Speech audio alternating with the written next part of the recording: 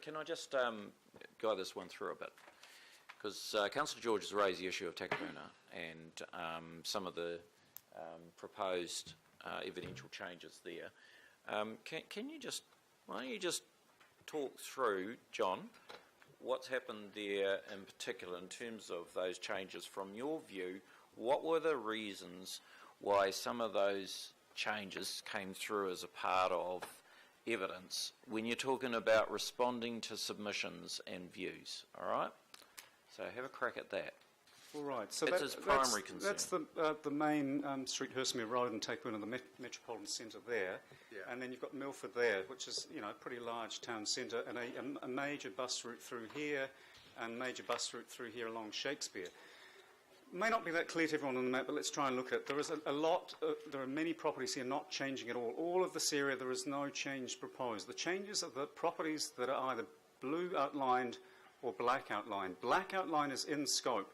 Property owners, individually or groups of people, asked for some of the changes in these areas here, and the council has a position going into the hearings of making these changes. There are some blue outlined properties which are not strictly the subject of a site-specific submission, but they're on those main bus routes. They're generally zoning from single house to mixed housing suburban. There is some change to mixed housing urban. But, I mean, you'll see vast areas here where there is no change proposed. All of this zoning all through here is all unchanged. There are little fragments of changes here to get better consistency in the plan, better application of the Auckland Development Committee's principles around town centres, metropolitan centres with the transport. But the overall picture there is fairly modest in terms of the number of properties in Takapuna, and it's simply building on those principles around transport nodes, amenities and centres like Takapuna and Milford, and getting some better consistency in the mapping.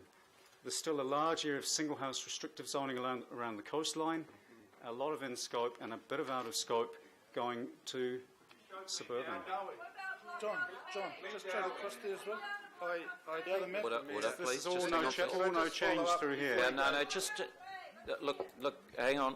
Just Taiho out there and let us have this debate. Now, just as a point of reference, in the first term we spent a lot of time doing the draft unitary plan. And during the course of that time, we had about 100 public meetings that were formal, and then probably hundreds that were informal. And then we sat around this table for 5 days, local boards and the council, to work out the draft unitary plan. We will sit around this table for 20 days to finalise this unitary plan. And the one thing that you need to take time doing, and that's why we're teasing it out with the officers, you know, there is a demand for a certain course of action here, and it's critical that everyone completely understands that you actually have got to get into the details to really understand the challenges going forward. So I know you're all pretty anxious and concerned, but just let us do our work, and it just takes time. So George, you carry on? Well, no, just want to sit on there. Hey, George. Yes, I'm just. Your Worship, I'm still looking at that one. On that one, John. You know, my concern, and I sent an email to the office, I think it was Warren McLennan, saying that I wanted them, you know, take them out on that particular area there. That was, and he said, "Oh no, it's too late. What's going to happen?" So, I mean, that was a kind of a.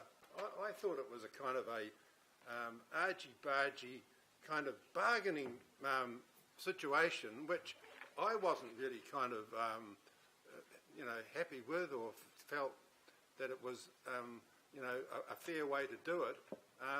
And here we are now. The local boards were there, some of them, but this is what we ended up with. Now, you know, like I said the other night, why you go and walk the street and you can do, you know, find out more yourself and do this and look at it, but you know, it takes a bit of time, John, doesn't it, to really get an understanding of the layout. And you know, I brought up that Hicks or Nix, the next bit of land, and they took that out. So I'm starting to wonder if I pushed harder and been more determined, would we have lost the lot? Would the lot have gone out of it? Well, that wouldn't have been a problem there. So it's just that's the real concern I have. So I don't know how you can answer that. And the other thing, Mr. Mayor, I never had a vote at the meeting, and I was at the meeting with by myself. I was there with Councillor Quacks and some of the other councillors, and I actually also raised the issue. Why don't we put this to the Auckland Development Committee? And I was held down, and we're the people who have got the delegation to do this, I was told. And I also said, why is this in confidential? And it stayed in confidential. So, you know, that is the kind of situation, the background that I see myself in. And, you know, these people, you know, feel aggrieved that some of them in the street have been, you know, staved off having to have their properties changed, and others are in that situation. And we're saying, oh, you need a rapid transit network, and you just said that. But I know the 839 goes along there. I don't think it goes along there as often as you probably think it does. And I think they're talking about actually downsizing or downgrading the bus timetable in that area. So with these new transport timetables. So they are issues that I think, you know, are very relevant, and it's the people that live in those areas that really know how things happen on the ground.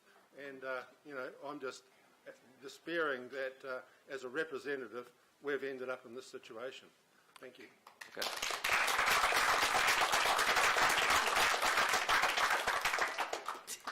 John, having heard some of the comments there around the issues that George is raising, and to some extent he recognised the fact that Takapuna is becoming a quite intensely developed community, and we want it to be because we really want it to do well retail-wise. So, is there anything further that you might add in response to the concerns that he's expressing? Your Worship, there's probably a couple of other points just to quickly make in response to that, and looking at this map.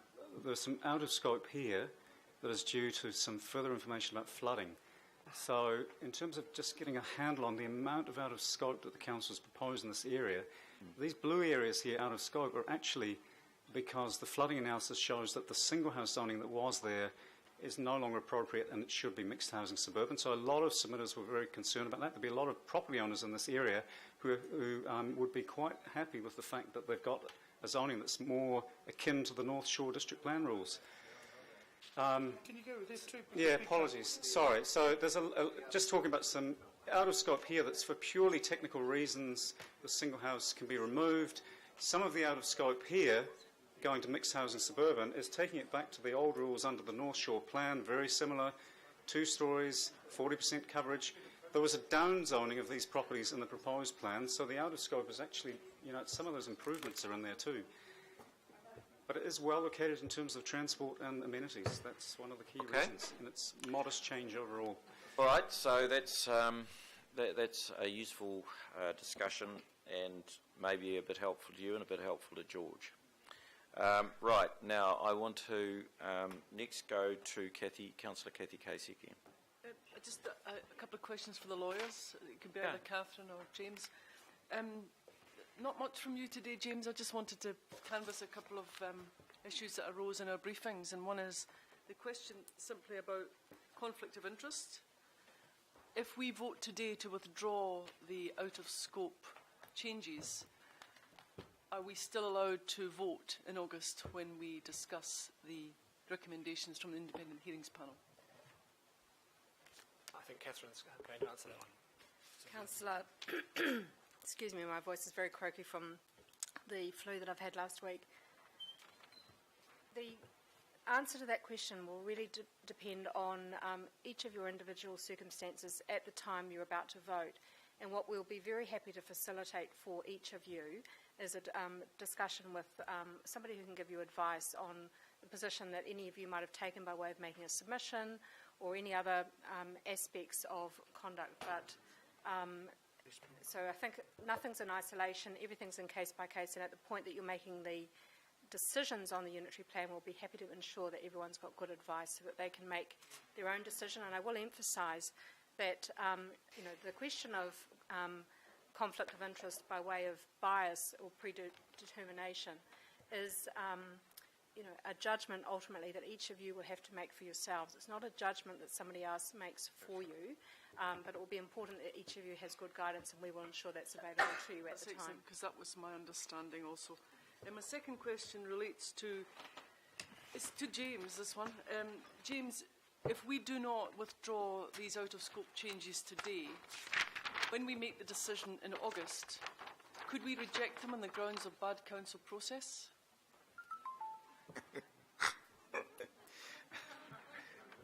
Because what I understand from Penny's presentation is no, we can't. The difficulty is that what we have is a binary decision-making. In August, you can either accept recommendations of the Independent Hearings Panel or reject the recommendations. The Independent Hearings Panel, as we've been hearing, has to identify what it's recommending, which is out of scope of submissions. In making those decisions, you have to take into account relevant matters, and one of the things that you can take into account is all the material before the hearings panel. My view would be that if we're looking at lack of process, or your views on lack of process, that would be beyond your decision-making powers. So it couldn't be done in August. Thanks very much. That's my understanding also. That's a question that I'd probably like to follow on with. My view on this matter is that we need to preserve the process and maintain some consistency. But I'm also determined to ensure that I arrive in August, July and August, with a mind that suggests that if we're going to make changes, and if we're not in the end convinced by some of the views coming from the panel, that we are able to do so coming out of the back end of these discussions. Ultimately, the responsibility has been left to us through the legislation and the extremely rigorous job of going through all the submissions with the independent panel.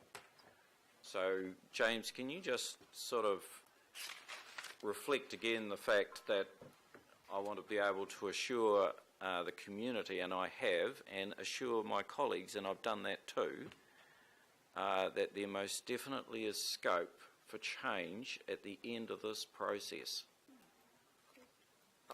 Absolutely. I mean, you're entitled to reject whatever you think should be rejected, but based on relevant considerations, which will be primarily the submissions, the plan as a whole, and any material before the Independent Hearings Panel.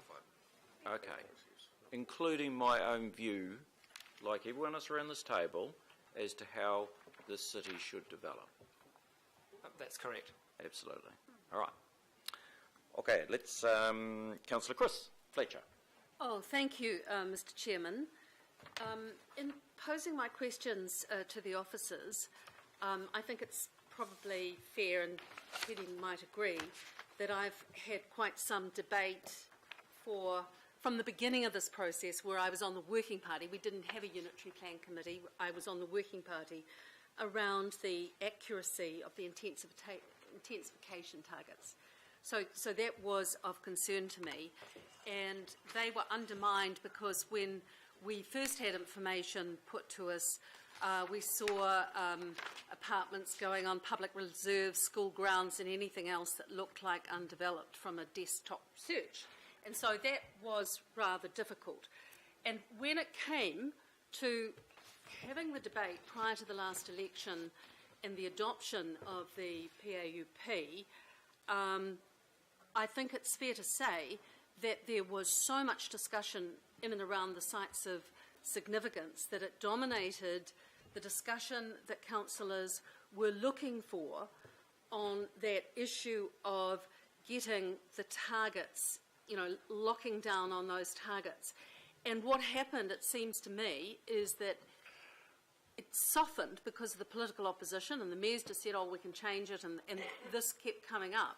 But we are back to uncertainty, in my case anyway, around these intensification targets. So the question is, why has it been that if we knew that we had this opportunity of going back to Parliament and saying we need more time, Nobody's trying to lock young people out of the real estate market, and most of us who are long in the tooth, and we're all being reminded that we're all pretty old here today, is that good things do take time. A stitch in time saves 9.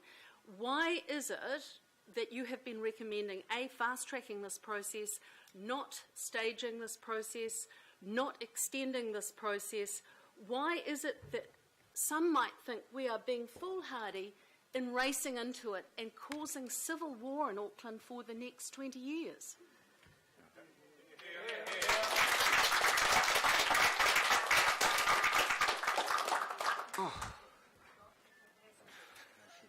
So do you,